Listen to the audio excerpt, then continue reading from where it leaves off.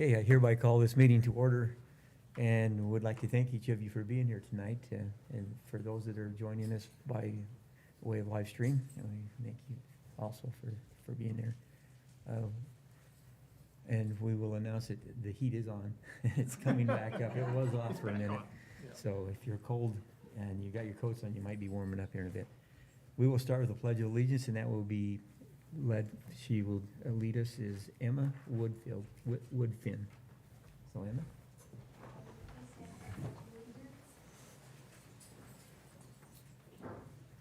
Allegiance to the flag of the United States of America and to the republic for which it stands, one nation, under God, indivisible, with liberty and justice for all. Thank you, Emma, and thank you. We have all of our board members here in attendance tonight. So we'll begin. There are a couple addendum items which included additional information on human resource report in the 24-25 school board meeting schedule. I'd like a motion to approve the agenda with the addendum. Is there a motion? I move we approve the agenda with the addendums. Is there a second? I second the motion. Any discussion? Okay, you've had a chance to look over there. All in favor? Aye. Aye. Any opposed? I hear none. That motion passed. Next on the agenda is to approve the minutes. I would entertain a motion to approve the minutes as corrected. Is there a motion? I hereby move that we approve the agenda as presented. Is there a second? Second. Is there any discussion? All in favor? Aye. Any opposed? I hear none. That motion passed. Next on the agenda is... Mr. Chairman, if I could just have you speak a little bit louder and all of the board members into their microphones a little bit. They're having trouble hearing in the back. Okay. Okay, thank you. I'll get it closer to me then. Okay, where am I? Okay, next on the agenda is approve the consent agenda, which includes authorize the payment of claims, approving the supplemental financial information, and approving the addendum human resource activity. Is there a motion? I move that we approve the consent agenda. Is there a second? I second the motion. Is there any discussion? All in favor? Aye. Aye. Any opposed? I hear none. That motion passed. Next on the agenda is the self-explanatory report, which includes the Idaho General Food Fund Revenue Report, the Food Service Free and Reduced Meal Eligibility Report, the Head Start Monthly Program Report, the Student Enrollment Report, and Student Suspension Report. Next is our January awards by Courtney Fisher.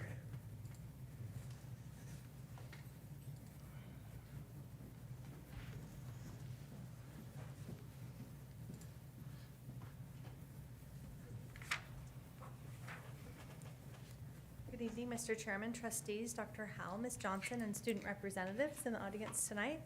Tonight, we're going to recognize several individuals who, through their actions, support and embody the district's mission to think more, learn more, and be more together. So first up, we have our January Learner of the Month, our CAKE Awards. So first up, we have our Elementary School Learner of the Month, Seth Broberg. Is Mr. Broberg here with his teacher? Why don't you come on up here with Mrs. Jennifer Durant? Join me just beside the podium, so just stand a little bit to the front so everybody can see you still. Thank you so much for being here tonight. So our district believes that a safe, supportive, caring, and respectful environment is critical to student learning. The School District 25 Education Foundation, in partnership with McDonald's, supports the Learner of the Month Award to recognize one elementary learner and one secondary learner from our district from October through May. The CAKE Award celebrates positive character, attitude, kindness, and encouragement toward others. And nominations for the CAKE Award are submitted by a teacher who has observed the nominee's behavior and are approved by the school's principal. So Mr. Broberg is in the 5th grade at Washington Elementary School, and he was nominated by his teacher, Mrs. Durant. And in her nomination letter, Mrs. Durant wrote, "Seth consistently demonstrates remarkable kindness and compassion toward his classmates. He goes above and beyond to ensure that everyone understands and is ready to lend a helping hand whenever needed. What sets Seth apart is his extraordinary work ethic. Every day, he gives his personal best, tackling challenges with a positive attitude and perseverance. Even when he faces difficulties, he remains undeterred and approaches each obstacle as an opportunity to grow. Seth exhibits exceptional integrity and respect in all interactions, whether with peers or adults. His behavior is a testament to his understanding of the importance of treating others with kindness and courtesy. It's a privilege to be part of Seth's learning journey, and we are all grateful to have him as part of our learning community. So Seth, you're going to get a kit to make cupcakes at home. That's waiting outside for you when you get your picture snapped. We have this certificate for you to congratulate you. And you're also going to get $50 in your name to purchase books for your library. And you can help pick those out and put your name in them. And then you and your teacher will also receive a gift card from McDonald's. Our Johnson family McDonald's, a local McDonald's, is our partner for this award. So thank you so much for being a great example in your school, and thank you for the nomination. And if you'll say hello so our board members can congratulate you. Thank you. And if you want to shake hands or wave at them.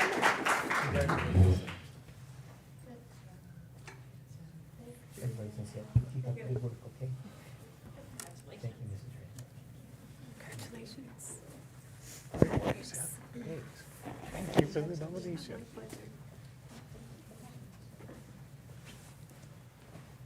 Next up, we have our secondary school learner of the month, Miss Addison Taylor, who was nominated by her teacher, Miss Jenny Peterson. If you will both join us up here.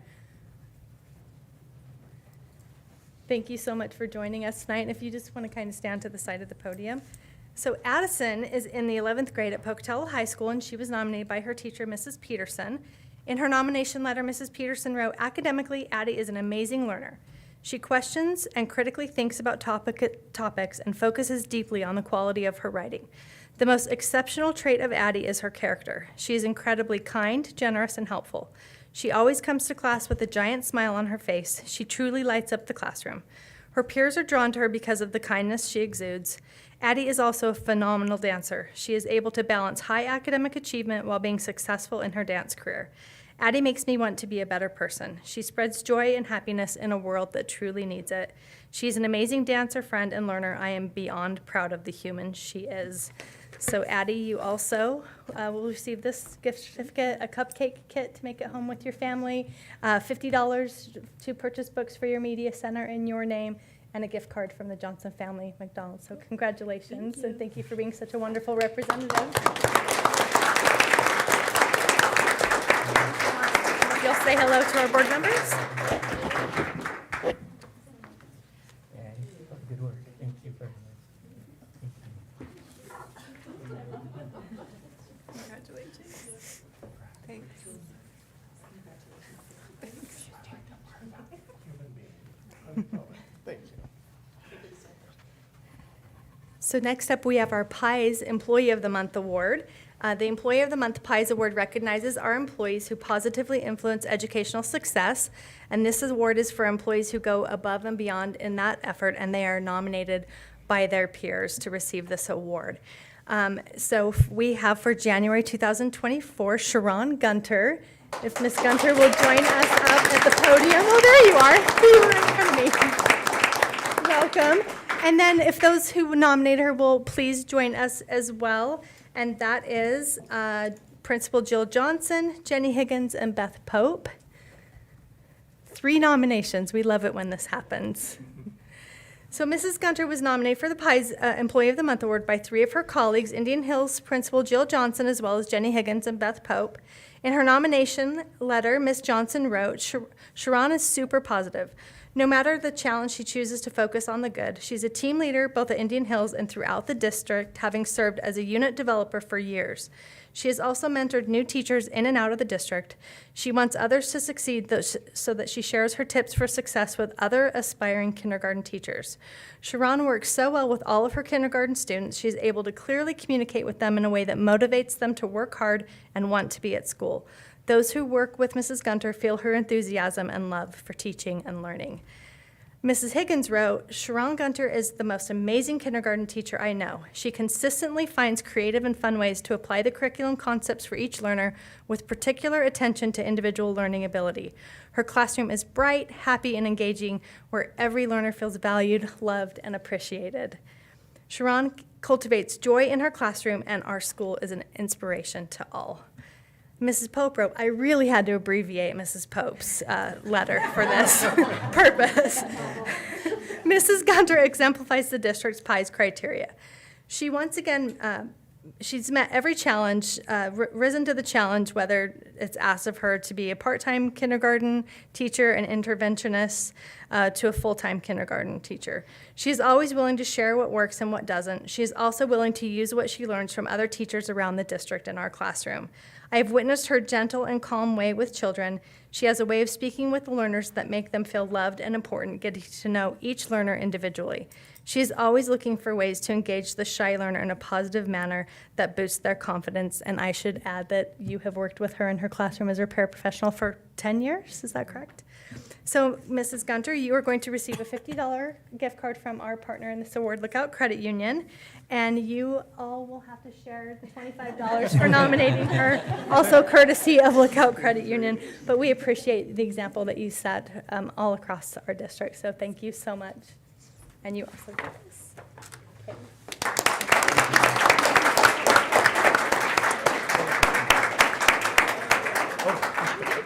All right. My sister, I don't know if you. Oh, I did not know that. Oh, man. Good to see you guys. I miss being out there. Thank you. Take care. Congratulations. Thank you so much. Wow. Outstanding nominations. Thank you, team. And that concludes our recognitions for this evening. Thank you. Thank you, Courtney. Thank you, and congratulations to all those who received their awards. Appreciate that. Next on the agenda is public and written comment on topics not pertinent to the agenda action items.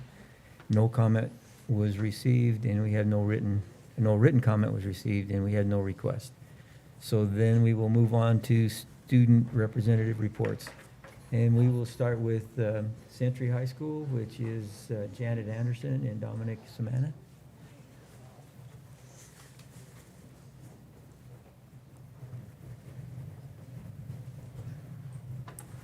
It's nice that everybody decided to leave. It's perfect. Okay, I'm Allie, and I'm representing Century. So girls basketball had their senior night this past week. It was super fun. Baseball and softball have started their open gyms. Dance has a competition this weekend. We're hosting a conference game against Preston on Thursday, and there's been a lot of participation at games. Speech and Debate has their competition this weekend, and we're hosting it. And they're actually ranked 20% or top 20% in the nation right now, so that's pretty impressive. Pep Band has been attending lots of games. Capri Osborne was recognized on Idaho State Journal for being a semi-finalist for the National Youth Senate program. Our yearbook has been working hard with the senior superlatives to get all those in the yearbook. And our midterms is on Friday, and we're so excited for the halfway mark to be here. Thank you. Okay, next we will have Highland High School, Tenniel Ward. Is Tenniel here? Or somebody represent her? Okay, we'll move on to Pocatello High School, Aubrey Larson. No? Wow, okay. And anybody from New Horizon? I don't see anybody. Well, we appreciate Century sending in somebody and representing us. Okay, we'll now move on to communications. Communication relationship update provided by Courtney.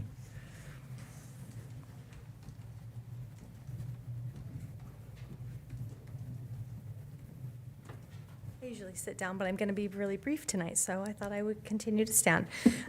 Included in your board packet is the monthly communication report and community relations report. Most of it's self-explanatory. I'll just touch on some of the highlights. Our social media audience continues to hold pretty steady, so I'll let you look at those numbers. Facebook continues to be the most effective tool that we have outside of our district website and Infinite Campus as a direct line to our parents and our families. Our live streams, you can tell when we have more traditional work sessions with the number of views. So in January, we had 54 views. And December's board meeting, we had 81 views. I think it's interesting to look at our top performing posts. So this time of year, you can guess what our top performing posts are, snow days or lack thereof, that call. So last Wednesday, both of our days last week. So Wednesday, that post got quite a number of interactions. It had a reach of almost 10,000 and then lots of interactions. So I base these on the number of likes they get, on the number of shares, on the number of comments. So just to give you an idea of what's getting really traction with our messaging out there. The second top performing post was a post, just a really simple post about a local Domino's pizza owner donated some pizzas to Alameda Middle School for their all-city championship banquet. And that one got quite a number, 6,500 reach, 170 likes, and then several comments. So those were our top performing posts. And then on page 7, there's some story highlights. That New Year, New Faculty Lounge story got quite a bit of traction on social media, as well as it got picked up by several news outlets. So if you haven't had a chance to watch the video story yet, the link is in your PDF there. It got 842 views, which is pretty good for a single video. It's also on the longer side, and so I really tried to structure that video with the heart of the story up front, and then we took you on a tour of the space, and so I put that toward the end so that people could just watch as much as they want, get the gist of the story, and then not stay for the whole tour if they didn't want to, but still get kind of the completeness of that story.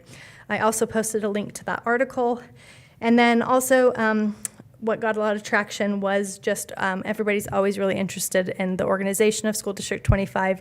We had a number of reorganization for our maintenance and finance department, so highlighting those changes and how they impact the district moving forward. So I've included the highlights for there too. Like we do with every month, I've included all the links to all of the educational headlines of interest. Those are grouped by category. So good news around the district, around the state.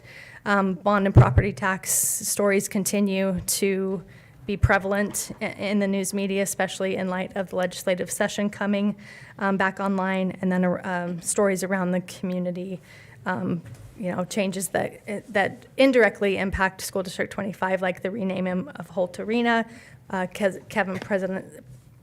ISU President Kevin Satterlee saying fairly well, as well as ISU hiring their new president to take us into the next era of ISU. So that is the report. A couple of highlights that I will touch on more with media as in February's is that Lookout Credit Union, in addition to ISU's College of Business, just gave us a check for $18,000 for Festival of Trees. So look for that in the news and more information about that to come, but that is certainly appreciated. That money is used for a number of ways that I will touch on and give you more information next month, but primarily to impact our classrooms. Anything that enhances teaching and learning is the Education's Foundation's mission.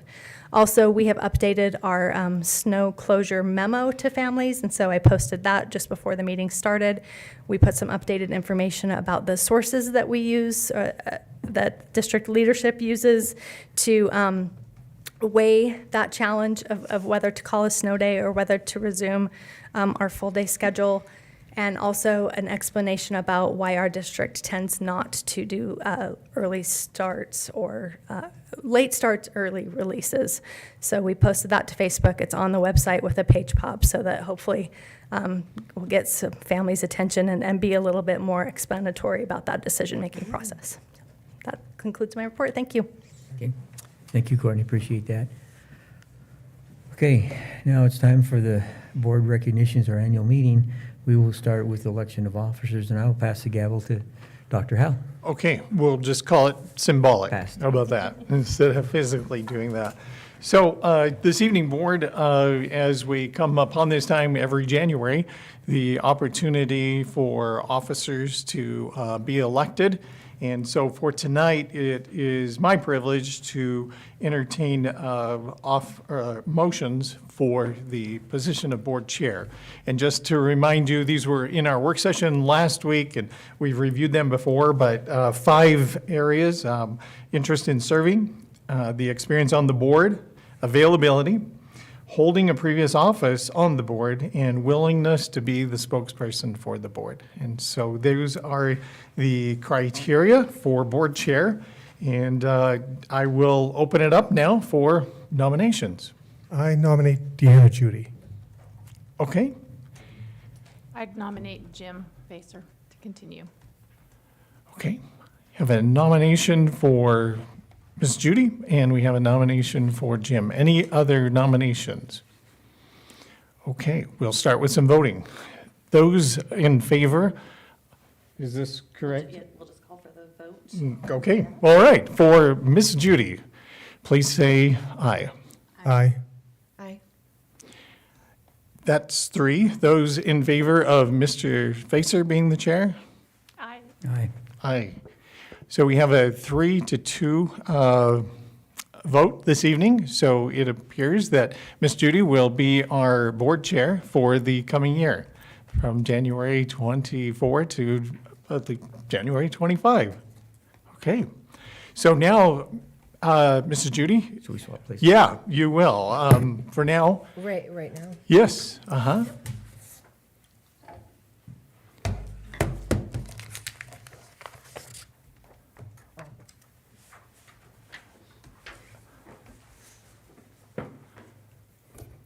Okay, and I think probably if you'll just follow along there, Mrs. Judy, there's Oh, a, right here, okay. yeah, Is that, okay. We're doing a little bit of rearranging, and I think we're ready to go. So the gavel back to you now, or to you. And then you'll take nominations for vice chair. so now calling nominations for vice chair. Are there any nominations? I'd like to nominate Angie. Can I nominate? Absolutely. Okay. I'll second that. Oh, or, I don't. Oh, Oh, does it, we don't need a second. do we say, are there any other nominations? Yes, please. Any other nominations? So those in favor? Aye. Aye. Aye. I The guess. motion passed. I know, I hesitated too. So Angie has been elected as our vice chair. Okay. I will now call for nominations for assistant clerk. Are there any nominations? Assistant clerk. Heather? I do nominate you- Heather Oh, Clark. As I've been all along. No, I'll second the nomination. Responsibility, but yeah, I second the nomination. thanks. Thank you. and all those in favor? Aye. Aye. Any opposed? The motion passed and Heather has been elected as the assistant chair. I will now Oh. call, Assistant clerk. assistant clerk. Yeah. Okay. I will now call for nominations for assistant treasurer. Are there any nominations? I would like to nominate Ray. I think we've been expressed interest. Okay, sure. Second, is there a second? I'll second. Any discussion? Those in favor? Aye. Aye. Any opposed? The motion passed and Ray has been elected as assistant treasurer. So now we appoint the treasurer, clerk, and backup clerks. So backup clerk, do we do a backup clerk? Yes, so in the agenda, there is a motion.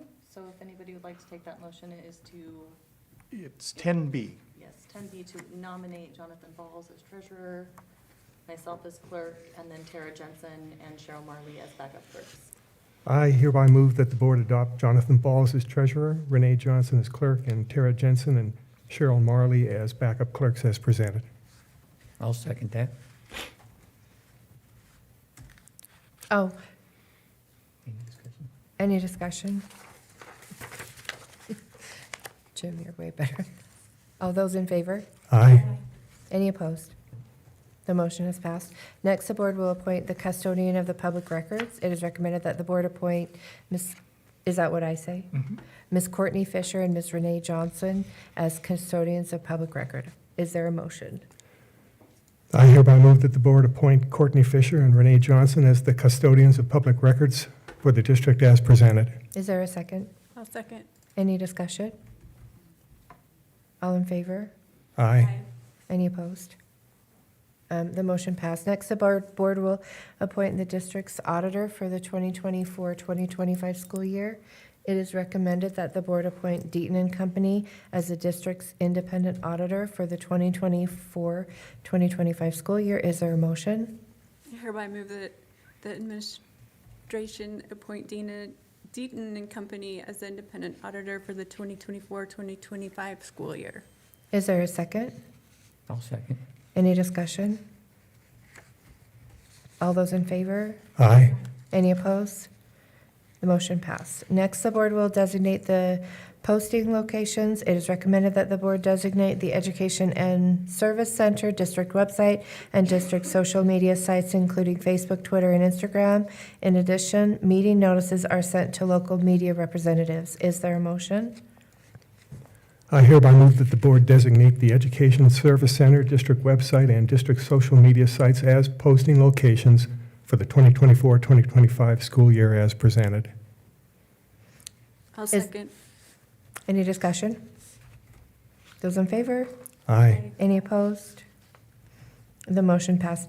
Next on the agenda is volunteer for board committees. The board committees include Calendar Committee, the SIP, or Capital Improvements Long Range Planning Committee, the District Curriculum Committee, the Outdoor Facilities Planning Committee, and the Textbook Adoption Committee. Our first Calendar Committee. Are there any volunteers for the Calendar Committee? I'll be on the calendar committee. All right, thank you, Angie. Are there any volunteers for the SIP Long Range Planning? I'd like to be on that. Remain on the committee. Okay, I would too. okay, so Heather and Jim. Are there any volunteers for the District Curriculum Committee? I would like to be on the curriculum committee. So Ray, any other volunteers? We could do two. You can volunteer too. Okay. Okay, if nobody else would like to take a turn, I will also volunteer. Are there volunteers for the outdoor athletic facilities? Now, are we changing that to bring it into the SIP? Or is that going to, is that I already? think we're really close on meeting all of our objectives, but it's likely we'll need the remainder of this year at least. The remainder of this year, okay. Yeah. Are there any volunteers for the Outdoor Athletic Facilities Planning Committee? I'll be on that committee. Yeah, Jim? me too. Angie? Are there any volunteers for the Textbook Adoption Committee? I'll volunteer for that. All right, Ray? Okay, and it says, as a reminder, please RSVP to Renee Johnson if you'd like to attend any of the administrative or community committees. So that would be, key communicators and things like that. We'll now move on to curriculum and instruction, school safety and athletics. Sue Pettit will present early graduation, out-of-state travel requests, camp requests, and policy 8510. Good evening. So early graduations, and it's that time of year again. We have, Century has turned in a total of 11, and you can see some are saving to go to college, some are ready to work, and some of them are starting college right now. So if we can improve their early graduation. And then overnight travel requests, most of these are for band, and a bunch of them are if the basketball teams make it to state, they would like to, the pep bands would like to go over, and so those are up for your approval tonight. So And that if they don't make it to state, they won't go? correct. Okay. Yep. And then a camp request, we have Little Rams Wrestling Camp. This is something they do every year for younger students. It's a fundraiser for them, and they teach skills, so it comes in as a camp. And then last but not least, we have policy, and it's our gift policy, and it is, it contradicts the professional code of ethics, and so we are asking this one to be deleted. And that's my report for the day.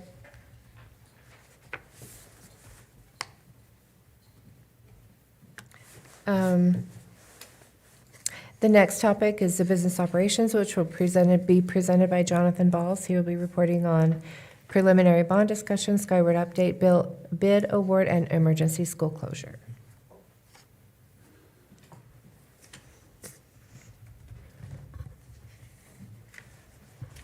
Good evening, board members. Thank you for your time this evening.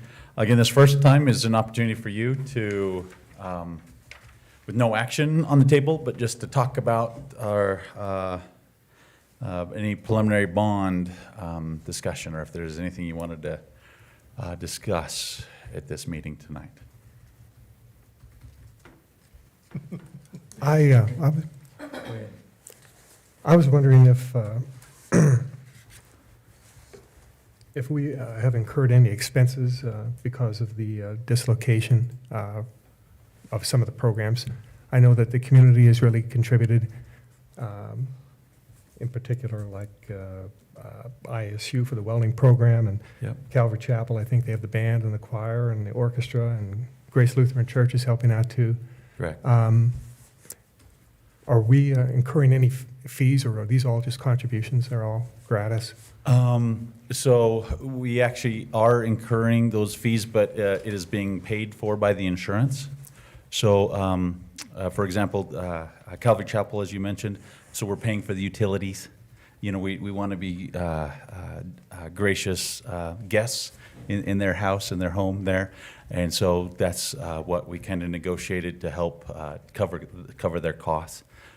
Same thing with the Princeton building that houses the wrestling and the cheer as well. ISU, we have, other than kind of modifying some power to use some of our welders down there, we haven't incurred any expense. There's no rental expense or anything like that. So we are incurring expense, but it is being covered by insurance as a displacement. Okay, thank you. Jim, you were going to say I something? don't remember what it was now. So you want to know if we want to do a bond again?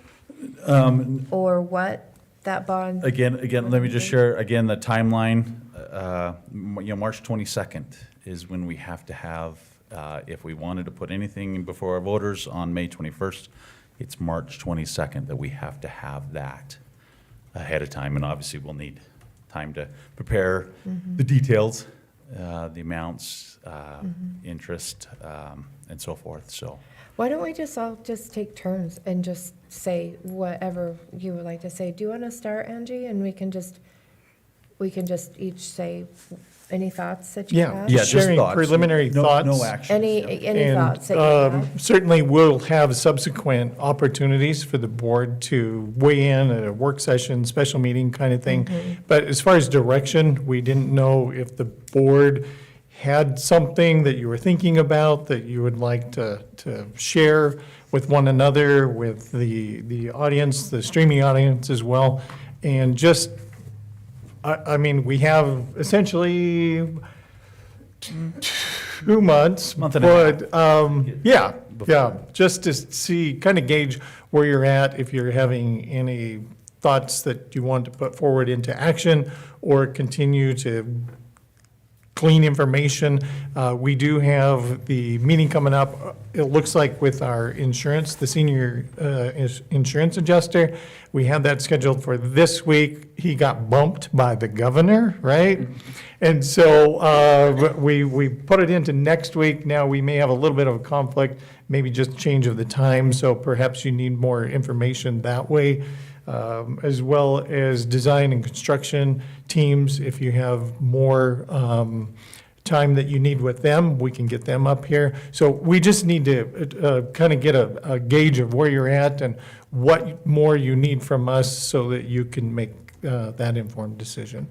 So, and tonight certainly doesn't have to, there's no pressure from our part. It's just basically carrying that Highland conversation to every one of our meetings.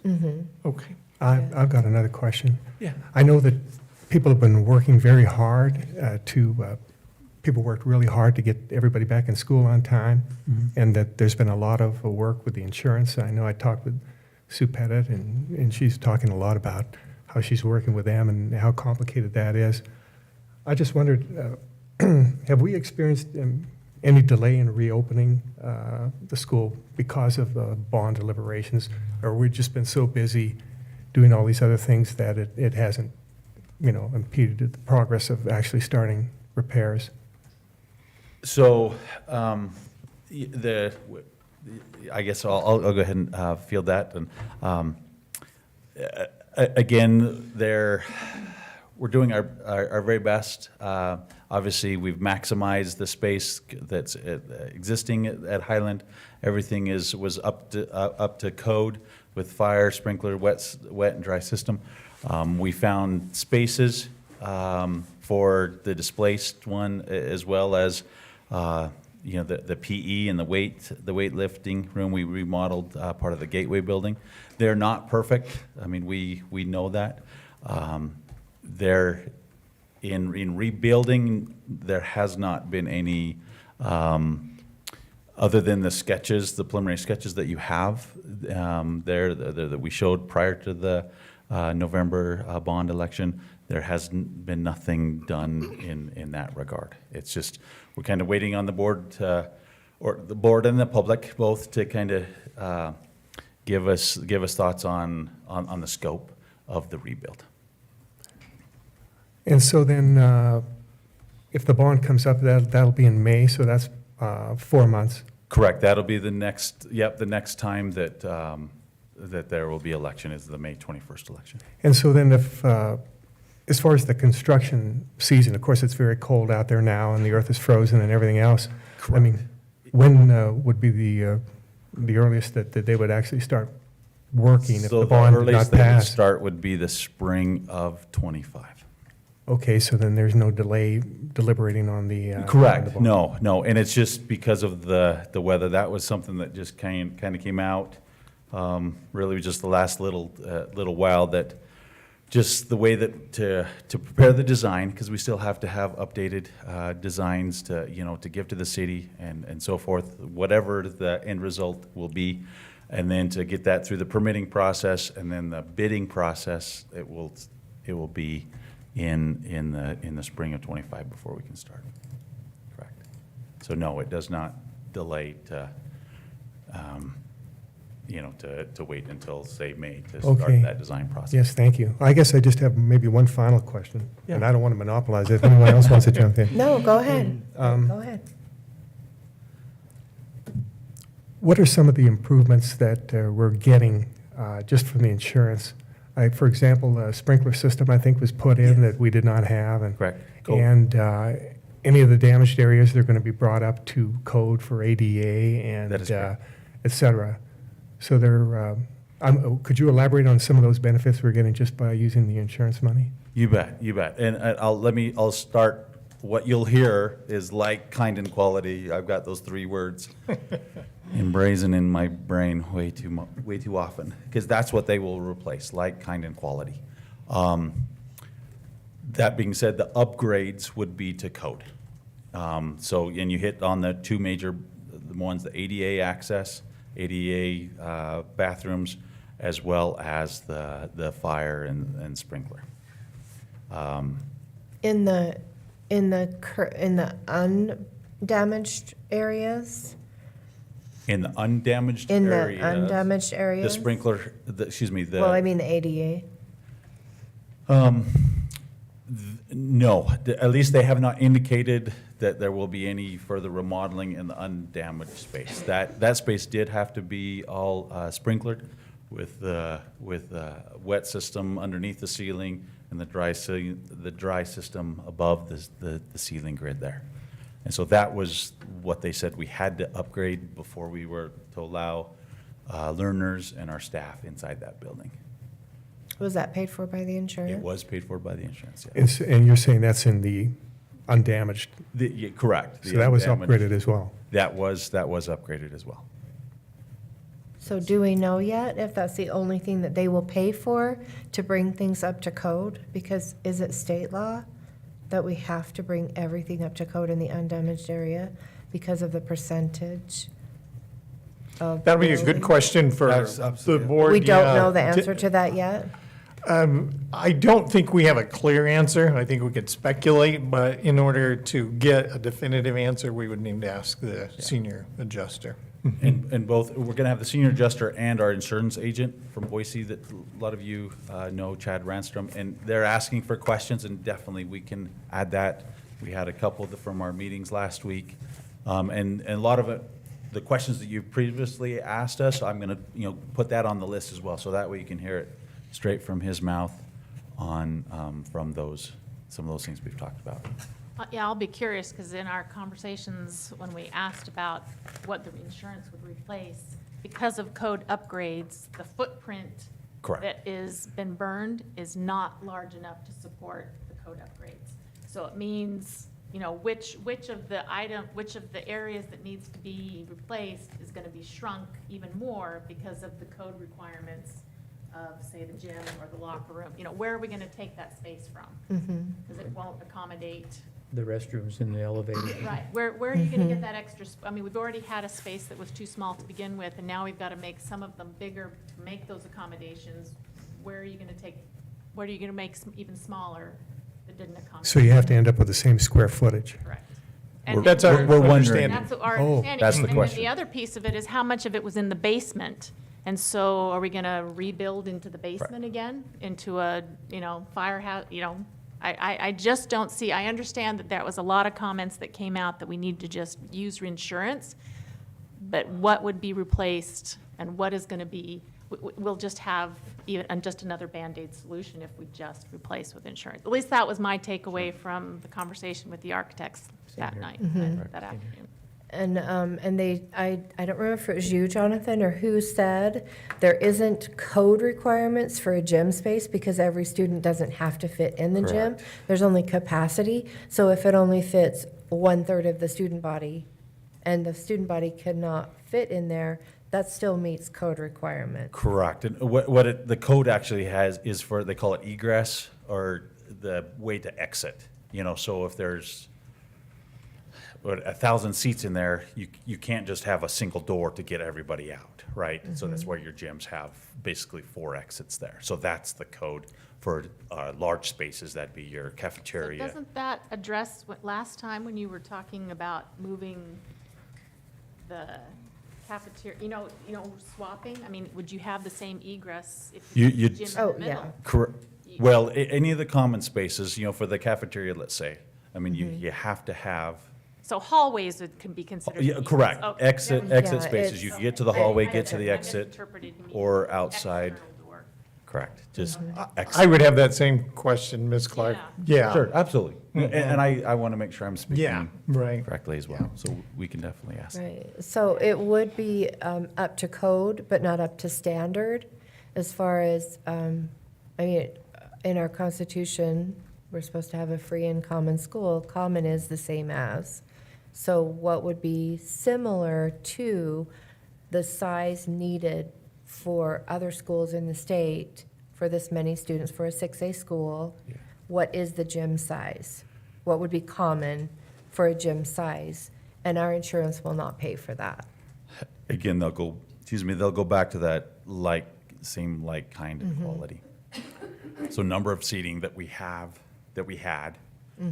that's what they'll pay. Right, Put but back. just as Heather was saying, we won't have enough room for, we had 3 bathroom stalls in the women's locker room. And that's, And since that won't meet code, then we have to take it out of gym space or whatever. and that's what we'll ask, whether we can increase square footage or we'll take it from another space, a closet, or, Yeah, that clarifies, because like you said, that's under discussion. So the square footage is still debatable, whether or not it's going to shrink, or it has to meet the square footage now. I think the other issue is the basement. I would not Yeah. support rebuilding into the I basement. wouldn't either. correct. And that's where the weight room was. A big chunk of square footage was in the basement. And our design, the architect recommendation was that it is cost prohibitive to make that ADA accessible. Yep. The C It'd be building, an the E elevator. building, and the what was burned. We have several basement spaces, and they said it's cost prohibitive to make that ADA accessible. So if it's cost prohibitive, would the insurance pay for a second level? Would that be less expensive? And we can ask. That's that. that's That's basically an excellent question. I'd really be interested. I don't Correct. think that they would pay for all of it. I think we are going to be responsible for part of it. sure. Again, it'd be the same like, kind, and quality, and a lot of it, again, is our conversations that we've had. It was weekly there for several months, and now it's every other week with the insurance adjuster. You know, he's very careful with his answers. He'll kind of ask, okay, what are we going to build back, and that might determine some of these answers. And so that's what we've been getting answers, you know, basically as we go on, as we ask these type of questions. So it'll be very good, a very good meeting. I guess I do have one final question. I know that when the bond was originally considered, we talked about additional funding sources potentially available. Yeah. And I'm just wondering how much exploration was done there. A couple of topics here are, I'm sorry, I've been looking down, I didn't see you. You're fine. Yeah, for example, school plant facilities levy funds, it said potentially $6 million would be available there. Out of the general fund, potentially $3 million. I'm getting this from the website, our website. Sale transfer of district-owned acreage, and it did mention the 24.29 acres at the corner of Olympus and Jerome, 8.91 acres south of Franklin Middle School, 14.54 acres South Tooth Street near Philbin and Chubbuck Roads. It also talked about public-private partnerships or donations. And Sure. I was just wondering how much exploration had been done on those alternate sources of funding, and besides the bond, just, because whatever we decide, the bond might not pass, and I'd really like to explore these other funding options. I just wonder how much work was done there. I'm just new here. I've got Absolutely. an extreme learning curve No, here. I'd love to, if I may, That was a good question. Madam Chair. We set aside in our capital improvement plan that was approved in December, $2.5 million, and that's already earmarked there. Again, that's for this coming year, the 24-25 school year. But then, we could look into the following years in SIP as well. The general fund, that's where the vast majority of all of our expenses come from, and so I still feel comfortable with that amount. And then looking at other property, we've looking at specifically that what would that be, the east side there of our Olympus and Jerome property as well, that we could possibly do that. There's not 22 anymore. Correct. 24. That's what I was. About Yeah, half. there'd be about 14 acres after we do the land swap there. I guess overarching, Trustee Knopf, there is, Highland definitely is priority. And we have saved, just like, we all do in our personal accounts, we have savings, for a rainy day. And so the Highland is definitely priority. My thoughts are that, yes, that's still the priority.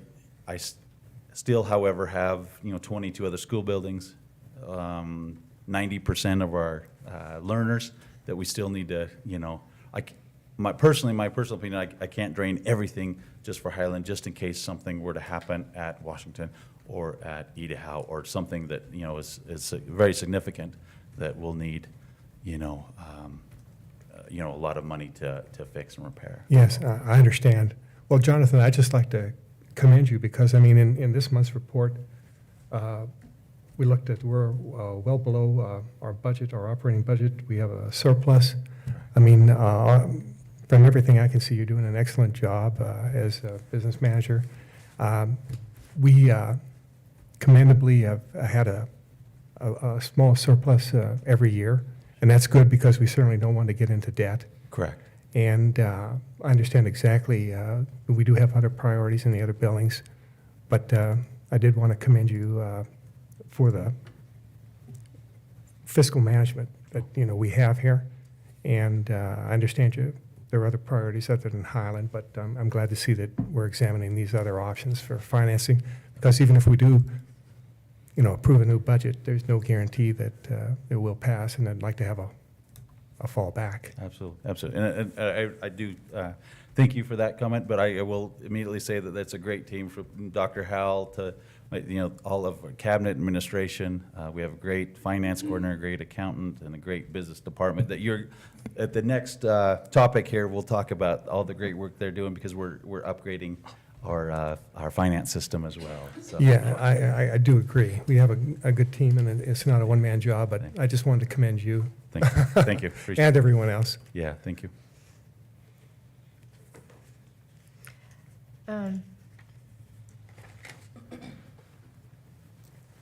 I did have another question, but I can't think of it.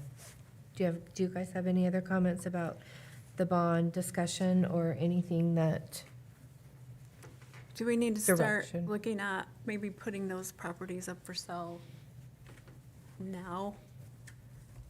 In case the bond doesn't pass? Just a thought.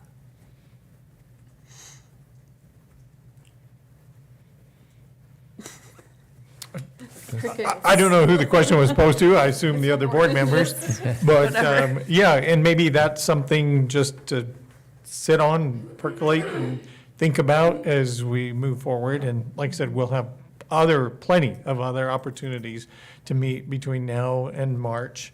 And I don't know if there's a rush just because the slow down on all of the building and so forth, but certainly that is an option, and we did throw it out there as an option to consider with the board and our public. But Do you know what those properties were?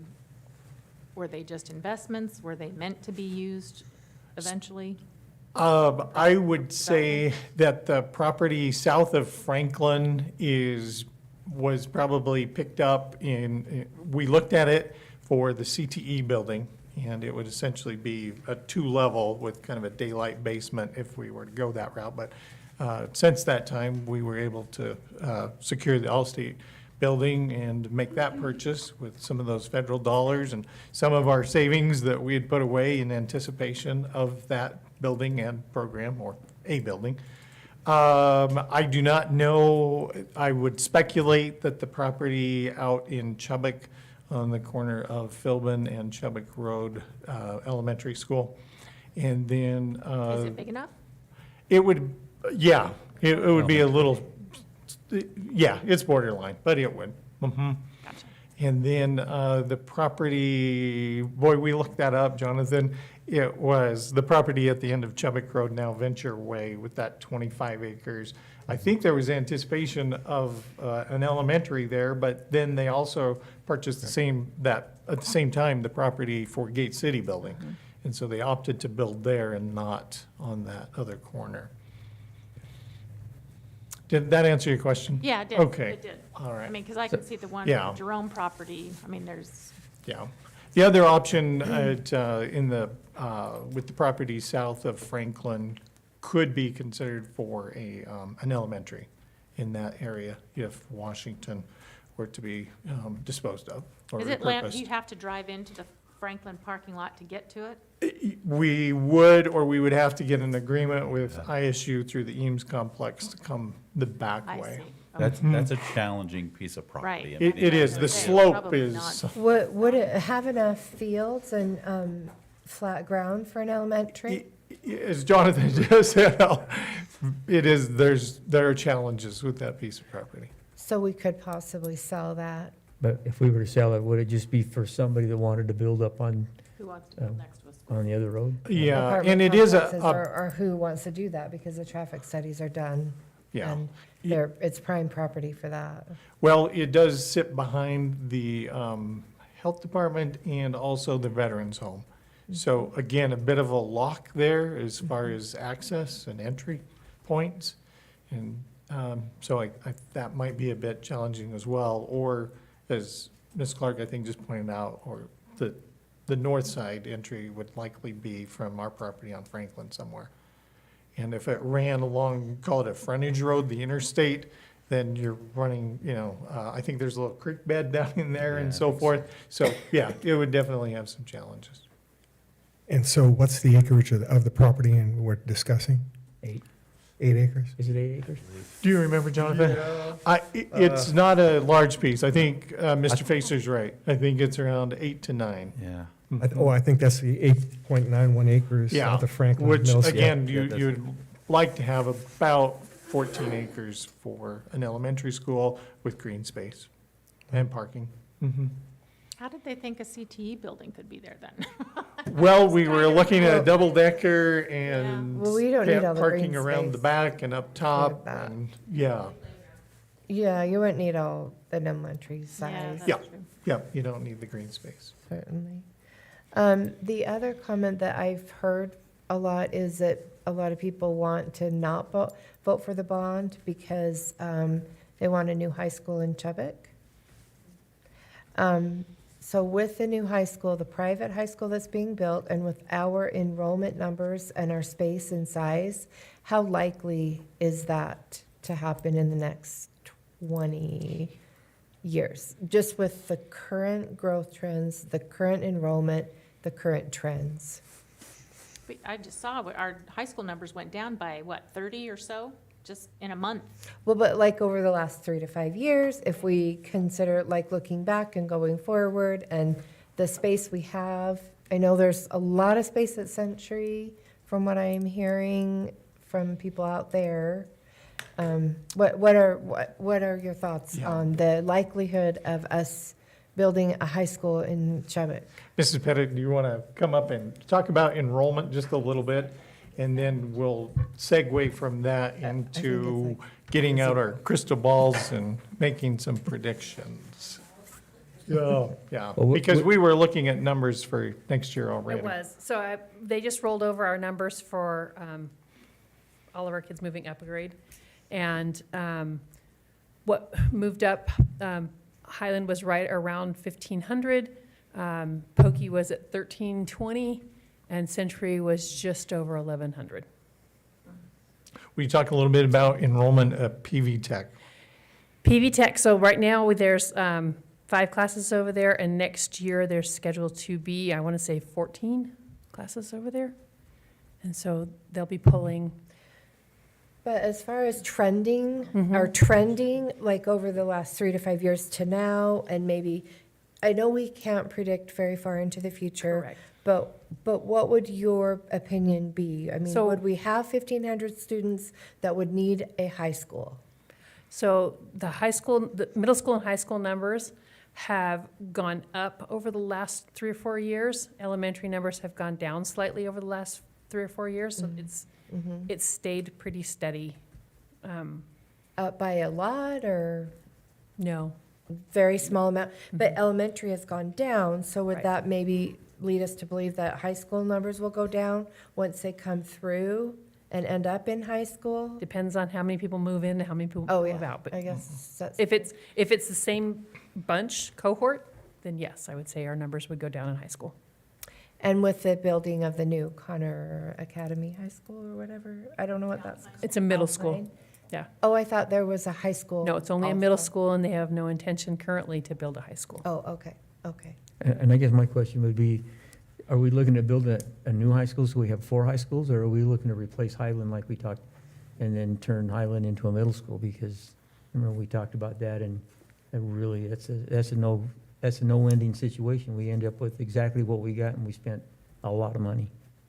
And so. Yeah, one thing I will say about that is we didn't have this report about Highland before when we were making the decision as to whether or not to build a new school. That decision has already been made. So that, Okay, so as far as I know, we're talking a 4th high school then.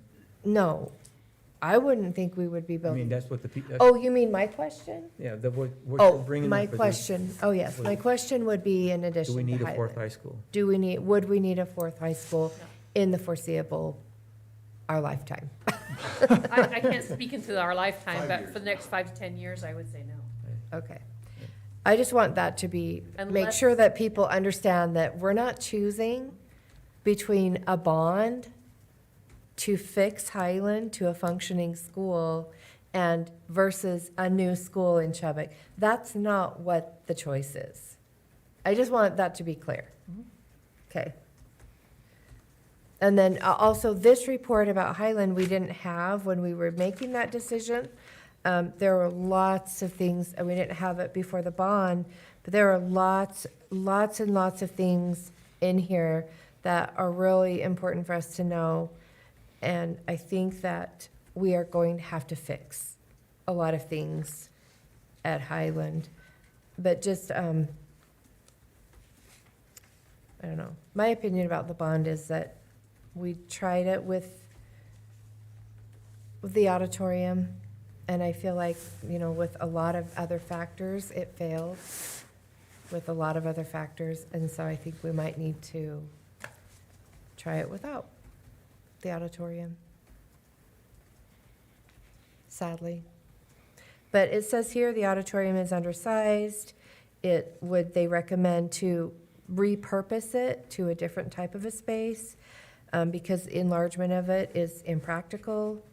And then it says the design is austere, and it says very old beyond life cycle finishes, and negative acoustics. The stage floor needs to be replaced. The control booth is makeshift and needs to be upgraded. So when you look at all those things are really important.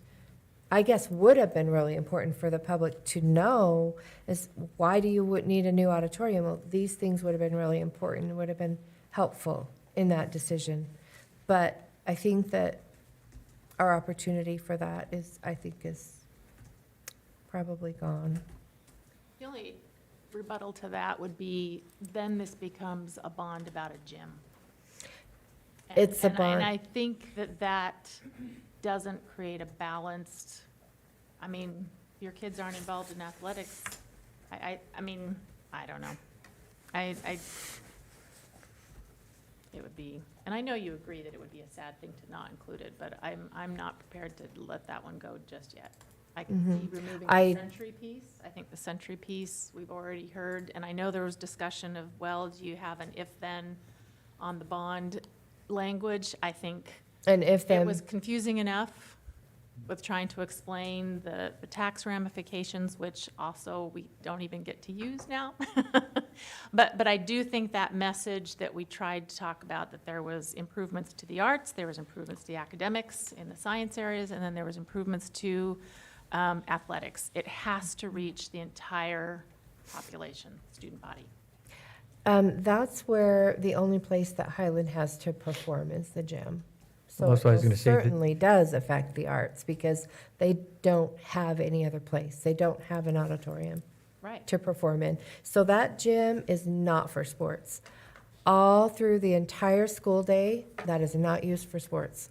It is used for No, PE. that's what people would- It's used for, I guess the cheerleading and all that kind of stuff, but it's all the stuff that burned.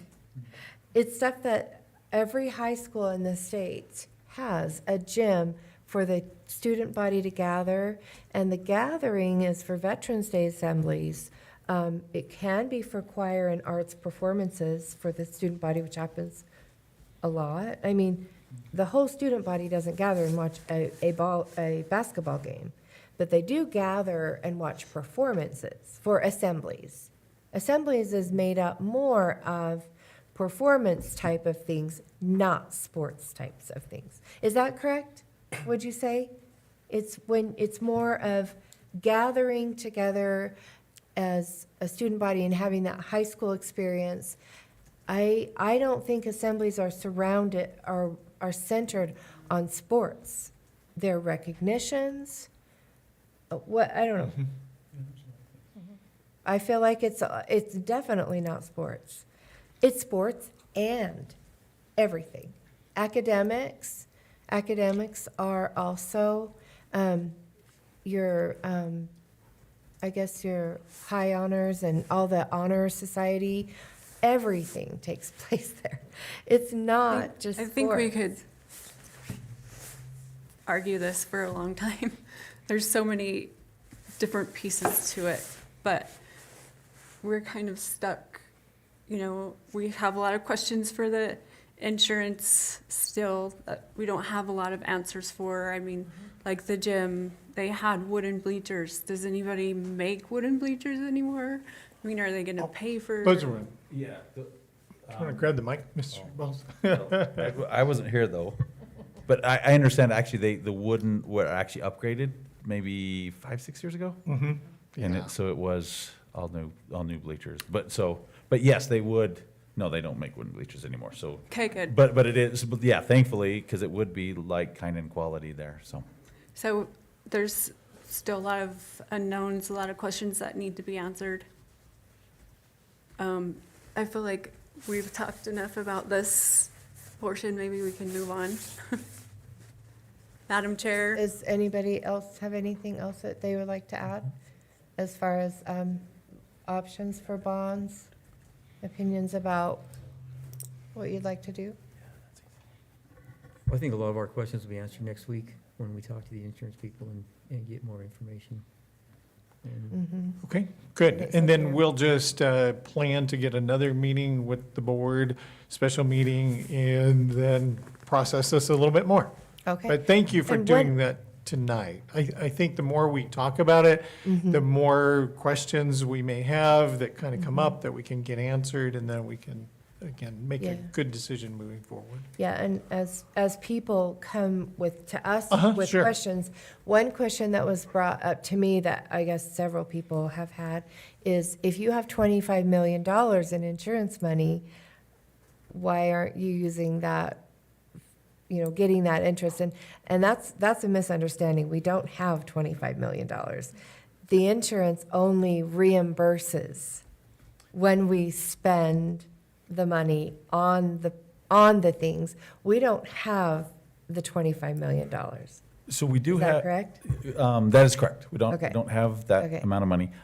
They have advanced us some money for the building, and that's something, along with this, with Seth, I asked for an updated, what do you call it? A breakdown, a summary of that, because the last one I had was from October. But yes, any money that we're receiving that we haven't had to pay out in our bills, in our operational displacement, in our supply and equipment, and cleaning, that has been, it's a separate account, actually at the state, and on our books as well, Fund 490, and we are actually earning interest on that. What money we do have. The money that we do have, correct. Oh, okay. Yeah. And I guess one other question I have is I know in the past that there's been questions that a lot of rumors about people saying that there are these offers to donate a stadium, Oh. donate all kinds of things, and we haven't had any offers to Correct. donate a stadium. Yep, and you can always ask there, but I think we've, and that changed, again, 4 or 5 years ago, where we are receiving donations, and that's what Lookout Field, Lookout Stadium came about as well, and we've received our Westmark and Connections Credit Union up at Highland as well, so no, we will gladly receive anything. You can always ask. Yeah, if- interestingly, a teacher just asked that I thought would know. Sure. And Oh, yeah, No, I wish I had. that's not true. So, Right. and then one other question I have is, can we do some kind of a PR thing where we are opening up donations for the choir department, the band department, all these, it's not about sports because we don't have a choir room. We don't have a choir room, a place for choir to perform. We have absolutely nothing for choir or for band. Was Highland receiving some of those through their own foundation? Mr. Balls, Mrs. Pettit, do you know? Because I'm wondering if we can show people that we are putting forth our very best effort, and we're opening up to, if you would like to donate, maybe we could have a plaque in the new building that shows all the donors for the choir program and all the donors for the band program, all these different donors that help make that possible, because we're seeing more and more that the insurance isn't going to cover everything that we need. That's what it seems like. so Right, far. and I think this is a phased approach. Mrs. Fisher, could I impose to come up and talk about, and I think Mr. Knopf brought it up earlier, what other endorsement sponsorships Right. and, And, but it's in a bit of a holding pattern until we know. I mean, did we have an auditorium, or will we? And are those box seats, are those, a name on a chair? So don't have that, but I'm going to let Mrs. Fisher Right, talk to I you do about have that. one other, along with that. There is an interest in creating a commons through donations, and I would like to pursue that as well. Absolutely, yeah. Yeah, There we're is a definitely lot of thinking interest. along those same lines. I think those are really great questions and important to think about and gather together a plan. I've been a little reticent, therein lies the holding pattern, to ask for money when we don't know what that final need will be. I feel like it's a little bit irresponsible and premature to do that. But we are definitely, will be poised and ready once we know what that direction is moving forward. If we're building with that $25 million only, what can we do to enhance that through gifts, corporate donations, naming rights? Definitely putting together a plan to present to you. But I think we need to have a clear direction of where we're moving forward in order to be able to do that. So do you think after this insurance meeting, we'll have a better idea? Because from what, the information we had to go on from the previous bond was, we would need $25 million to bring it up to kind of standard, up to a standard of what a high school this size should be. And that's not with the auditorium. That's not with adding the auditorium. That's just bringing it up to standard. Like, you know, when it says in this report, you know, old science rooms and things like that, bringing it up to standard with this project. So is there anything that we need to know beyond? I mean, is that not the right number now, that we need that additional money?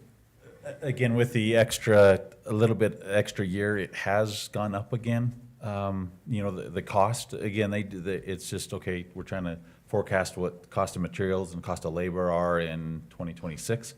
But again, we stand by, and what you'll hear from the insurance adjusters, they will pay to replace it in like, kind, and quality. So again, it's not up to the standard. If it's what we lost is what they will pay for to have reimbursed, you know, brought up to code. I guess we have yet to know what they will pay for. Yeah.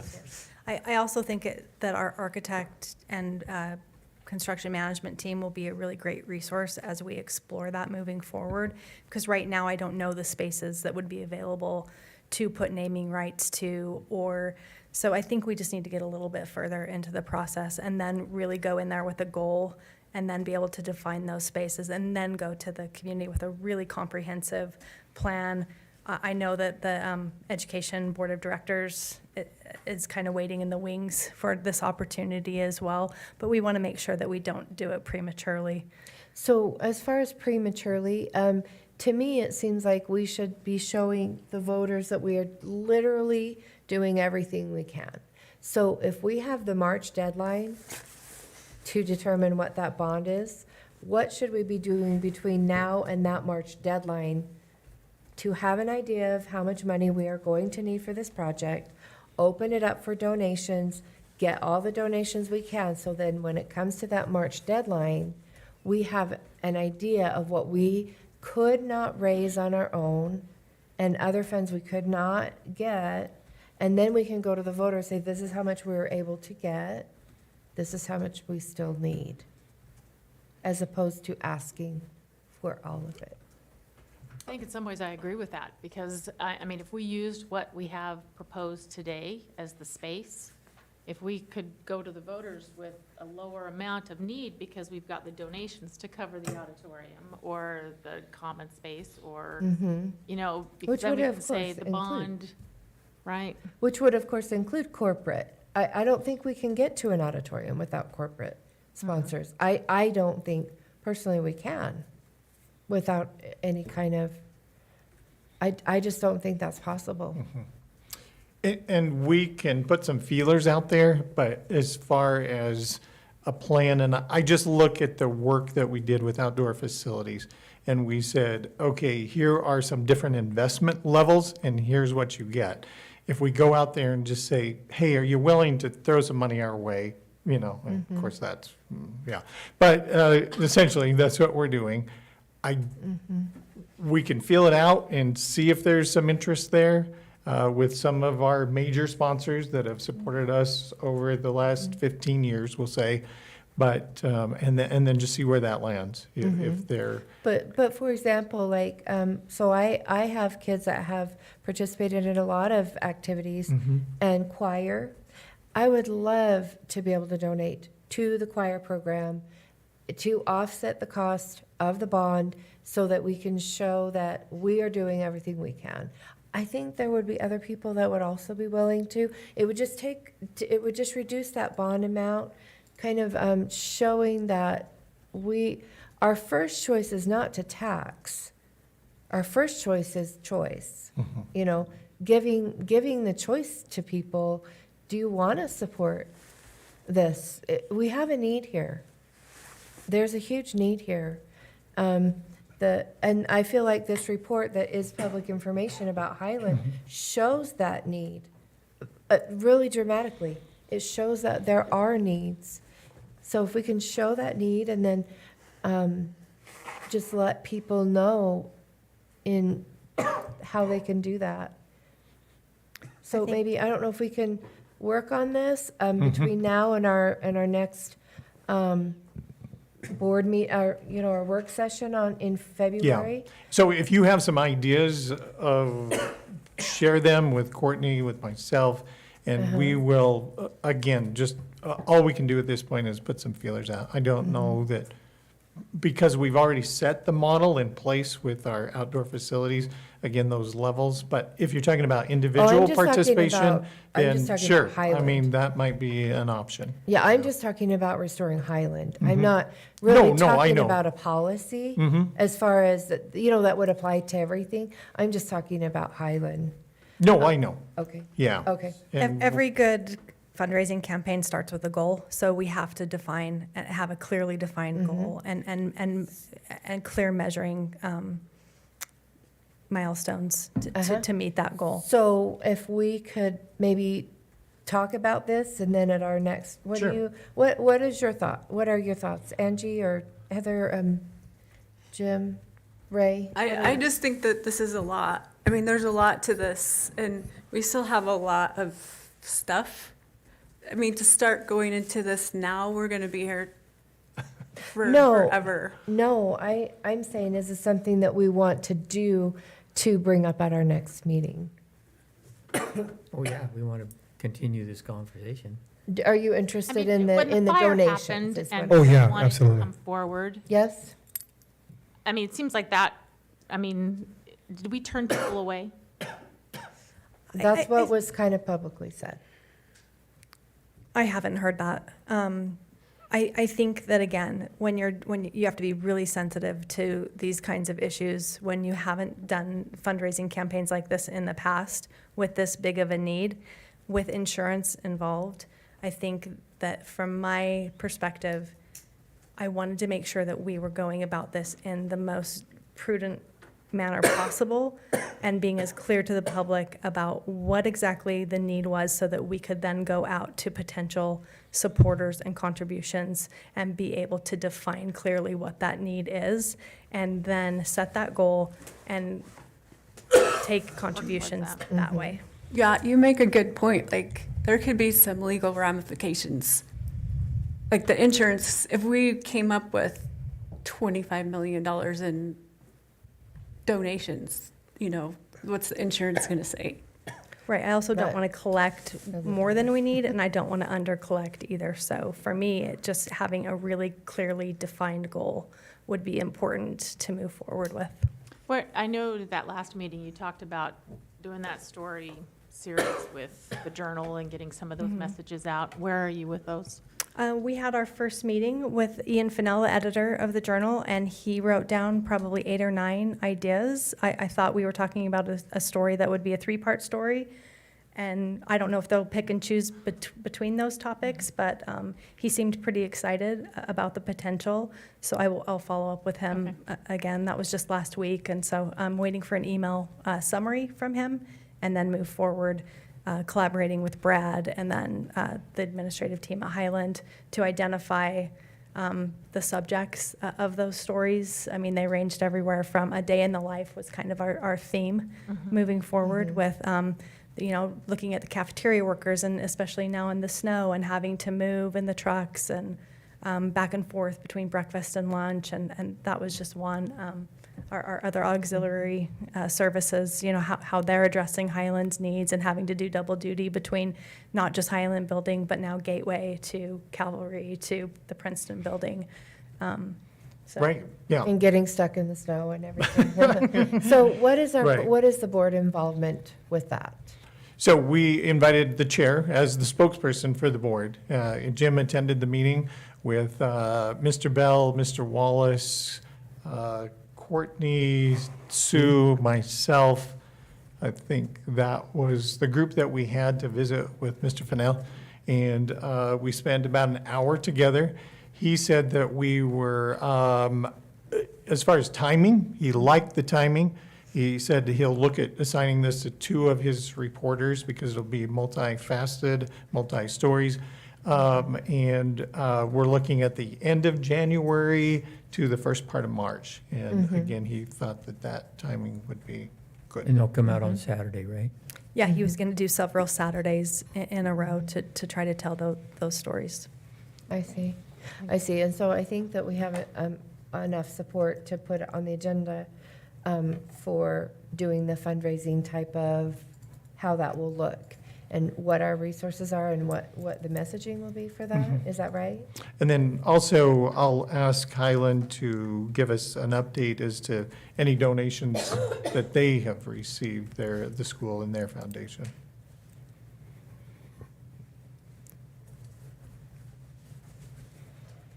That it? Okay, that was a lot of good information. Thank you very much. Thank you, Courtney. Okay.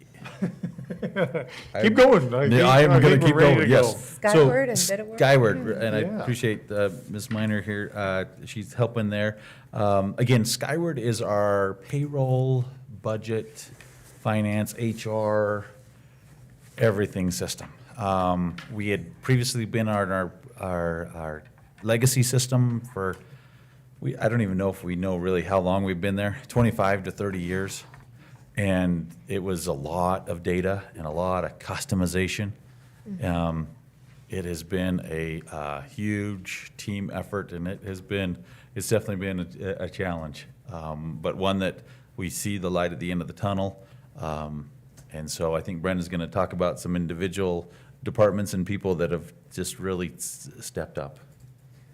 Well, just, along those same lines, when you mentioned Jonathan, I have to second that. He's been a huge part as we take on this Skyward, and I've learned more about numbers than I ever dreamed I ever would. That being said, just a huge shout out to our departments, our payroll department. They've spent their Christmas break here. A lot of our finance department and all of them. And, we had a really nice compliment from Skyward, and I think it says a lot. He said that one of the reps that came to town said, I don't think I can think of another district I've been in where nobody says that's not my job. And so I think that's a huge compliment because that has truly been the case. We've had people come in over Christmas break that were directors of all different kinds and saying, we're not going to let you be here by yourself. We're going to help you too. And, it's just been amazing. So a huge shout out to all of our staff. And it really does say that more together. It really is a great example of that. So that being said, we did have our first classified payroll that went out, and it went out on the 5th of January.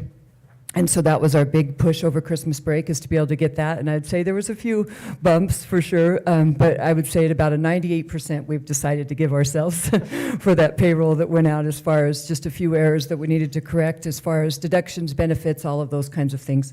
Right now, we also have a representative from Skyward here for the next 3 days because we have our certified payroll that comes out on Friday. And when I say that things to go over, we truly have a list of 800 pieces of paper in the back there with everybody's deductions and benefits on them, and we go through them one at a time. And so to make sure that their benefits and deductions match with what they had on Apex. And so we just really want to be able to be as transparent with our staff as we can and making sure that they feel comfortable. And that being said, we also have sent out to everyone so that everyone has a Skyward opportunity to have a login. And then we will also have Apex for a while until, we feel comfortable and they feel comfortable to be able to have all the documents that need to be transferred over and all of those things from their certifications to, bus drivers, CDL, all of those things, and so making sure that that happens. So that is still a work in progress. So we'll have both of those kind of working simultaneously until people kind of have that opportunity to get familiar with Skyward as we move forward. Again, just real brief, again, we spent 18 months to get to the start line, and so we still have a little bit of work to do. Again, payroll is our number one big thing. Obviously, the budgets are coming, and so just some things that are coming. We're looking at staff planning. As you know, well over 80% of our budget is staff, and so there's some great modulars in there that kind of help us through negotiations and projections to see about there. We also have training coming up. The individual schools will have their portion of of Skyward as well, called activity accounting, and that's on the student side, so that'll be there. And then we'll just look to the future in the next 6 to 8 months, training on time off, sub-tracking, and then the other one, again, time tracking, so that we can kind of use all of the aspects of that system, accounts receivable, accounts payable. Accounts payable obviously is one that's already been there, so we're paying our school bills on time. So that is our Skyward update. Okay, Madam Chair, I'll thank you. keep going if you're okay. Yeah. The next one is, the first one in a series over the next several months is some bid awards. Again, on January 10th, bids were opened to purchase 6 buses, 3 larger buses, 77 passenger buses, and 3 smaller 54 passenger buses. There really is only 3 vendors, bus vendors even in the nation. Well, at least, for school buses. And then we received the bids below. And so you can see those total prices less the trade-in. So we trade in the buses that we're replacing. And this is all done through depreciation. Normally, it's the older bus, unless we feel one is kind of exceeded its maintenance schedule and has a lot of maintenance, but typically it's the older buses, and then to the total bid price. And so it is our ask of you this evening to take some action to award for the 77 passenger buses to Bryson Sales and Service. These are Bluebird buses in the amount of $396 and $43.41. And then, excuse me, and then Western Mountain Bus Sales for the 354 passenger buses in the amount of $414,756. And you'll see there that that's we did fairly good on our budget. Again, this is from our capital improvement plan, that we're only $7,192 over what we had estimated for these 6 buses. So that is before you later in the meeting for action. Okay, question? Yes, please. Is there any advantage to going with one salesperson? I mean, you're only $1,800 difference in that one bid. Correct. Or is there anything we can do about that?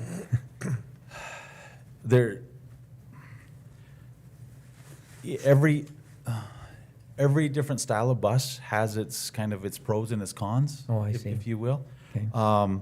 It has been a while since we've had a Bluebird bus, and so we've talked with our coordinator and our mechanics, and they're kind of anxious to see what the enhancements have been on this Bluebird bus, these buses. So they were kind of anxious to decide to do that. But Okay. to answer your question, I mean, we do have some flexibility there, but after a lengthy discussion, it would still be our recommendation to go with that Bryson Sales and Service. Marty, thank you.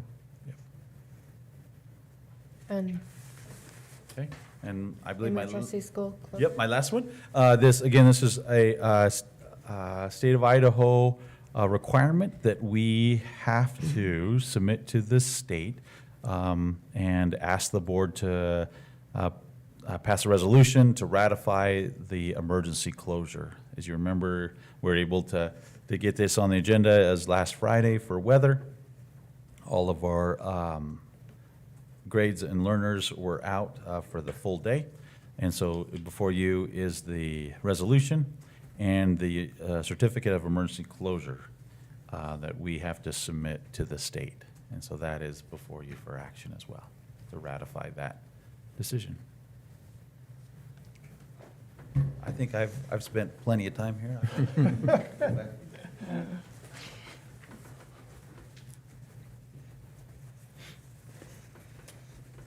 So,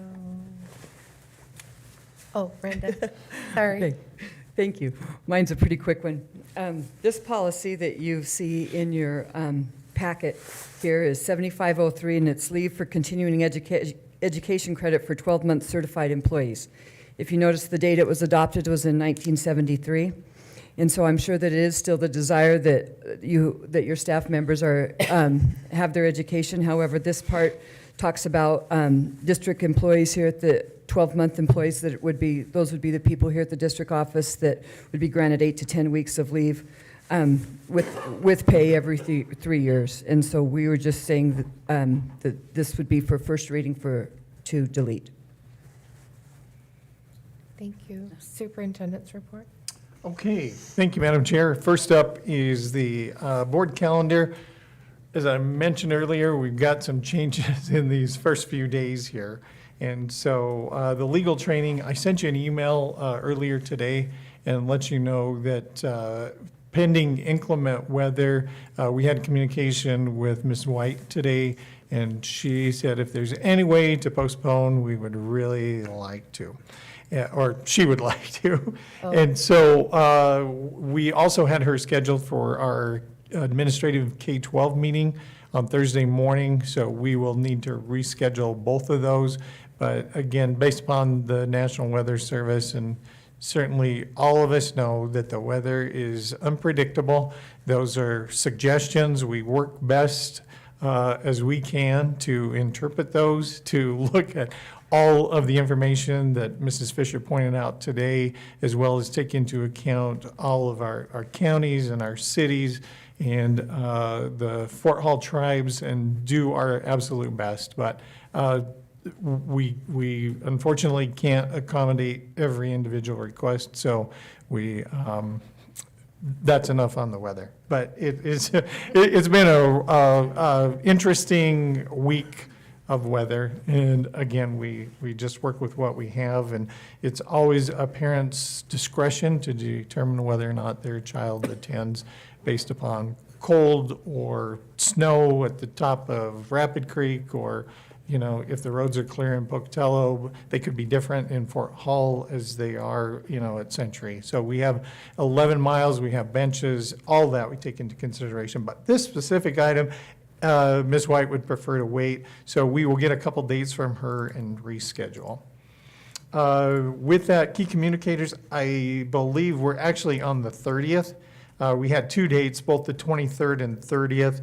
Mrs. Fisher and I talked about that last week, and it is the 30th, so because there's essentially an extra week in there, it would be the last Tuesday of the month, and so it's pushed to the 30th. So if you are interested, that's one of those RSVPs to Ms. Johnson to let her know if you're interested on the 30th.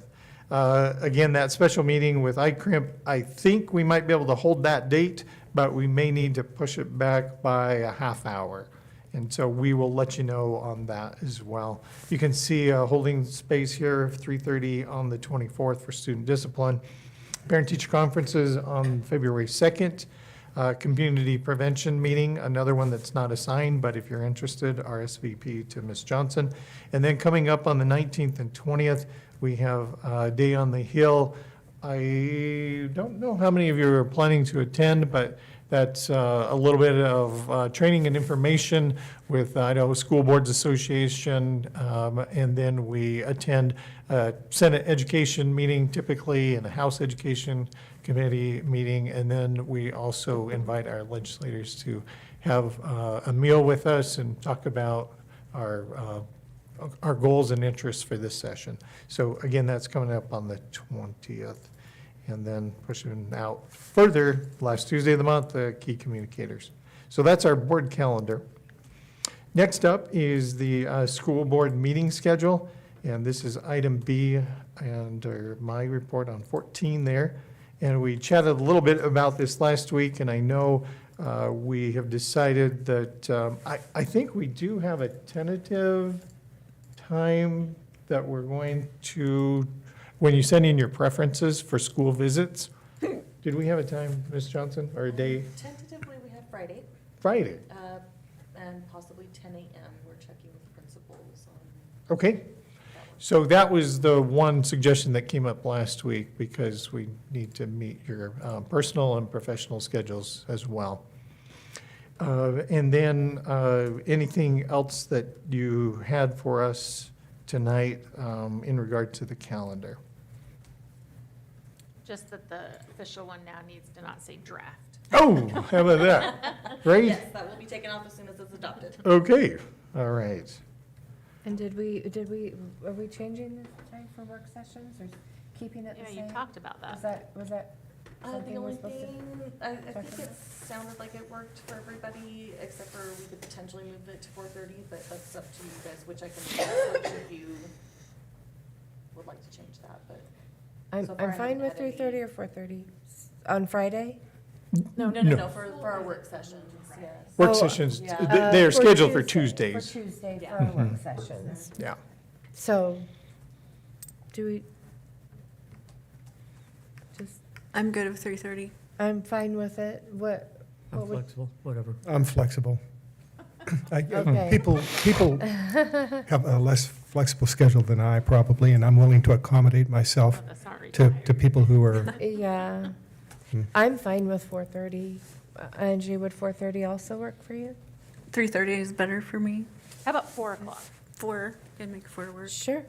I'm fine with, Difference? what is that? yeah, 4 o'clock sounds It fine. just means I have to leave work early. Okay. So it presents a challenge. I'm fine with for that. so I'm long. fine with, yeah, I'm fine with moving it to whatever time. 4 o'clock then? Yeah. Is that, And like I said, I think it makes it, I mean, I more often than not have people comment that board meetings, no one from the public can come. Or it's tough to do the video because we start at 3:30, people are at work or, you know.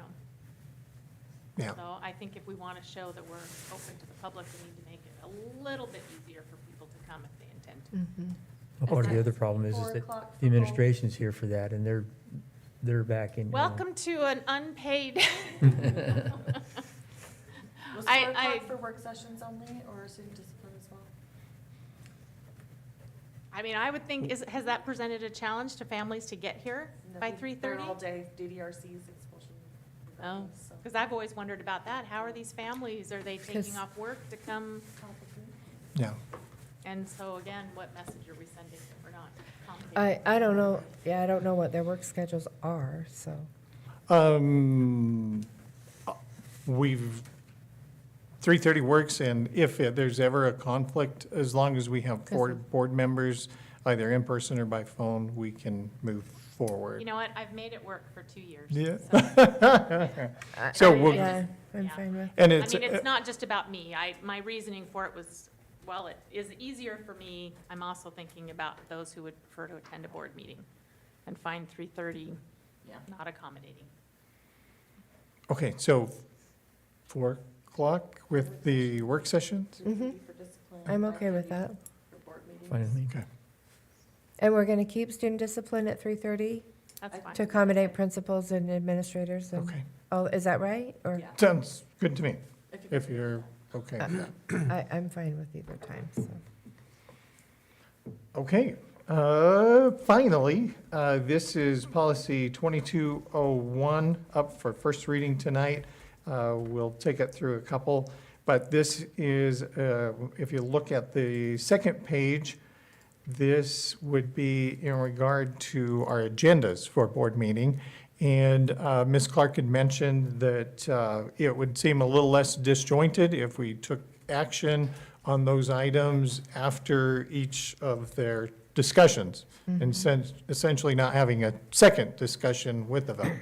And so, as you can see, we've reformatted this process and then added a couple of items here. Technology and school safety athletics would be in the regular meeting. And we'll continue action and discipline with executive session. And then the addition of the patrons would be able to speak or comment on all items on the agenda up front. At the beginning? Yeah. Oh, Yep. Okay. Okay, so that's the change to 2201 for your consideration tonight. So just a question then, is it, so if something were to come up, so today, what's something that we're voting on here? This policy. Well, in a calendar and. So if someone in the public had wanted to make a comment about this policy, it would be done at the very beginning, not during the discussion of the policy change? Yeah. Okay.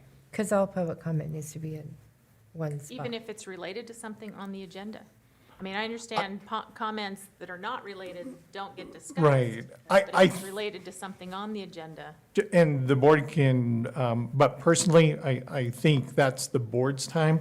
This is a board meeting held in public. It's not a public meeting per se. gotcha. And so that allows the board to do their work with your discussion with immediate action and, you know, Right, and Yeah. that's what I was looking for. Yeah, I like the idea of the public comment being in one spot, whether, Okay. On or off the agenda, well, whether it's the beginning or the end, but I think the beginning is a good idea. right. That's, that's it for me, Madam Chair. next.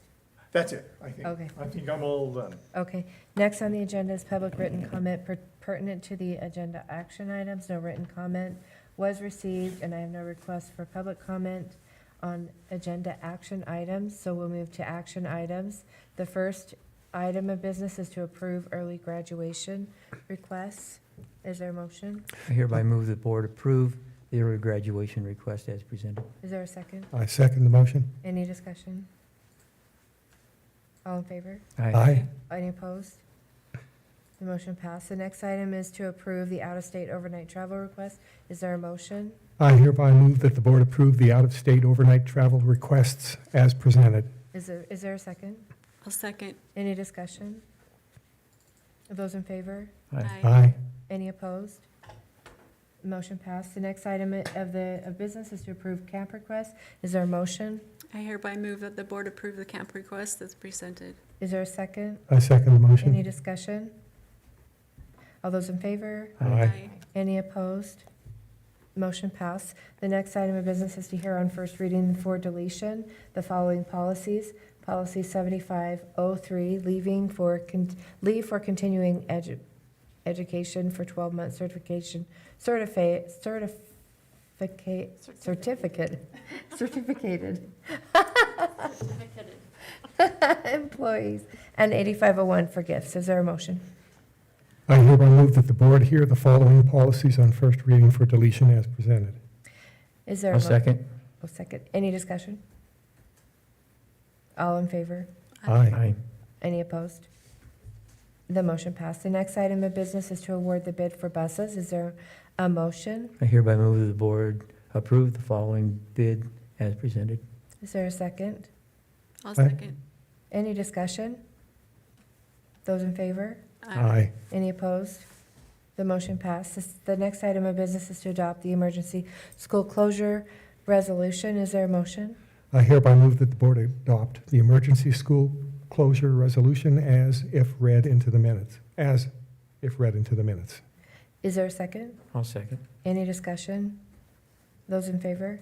Aye. Any opposed? The motion passed. The next item is to adopt the 2024-2025 school board meeting schedule, I guess with the exception that we are going to change the meeting time to 4 o'clock for only the board work sessions. Is there a motion? I hereby move that the board adopt the 2024-2025 school board meeting schedule with the exception of the 4 o'clock change to the work session. Is there a second? I second. Any discussion? Those in favor? Aye. Aye. Any opposed? The motion passed. The final item of business to hear on first reading is policy 2201, meetings of the board. Is there a motion? I hereby move that the board hear on first reading the following policy as presented. Is there a second? Second. Any discussion? All in favor? Aye. Any opposed? The motion passed. This concludes this meeting. I would entertain a motion to adjourn. I move that we adjourn. Is there a second? Second. Those in favor? Aye. Do I have to?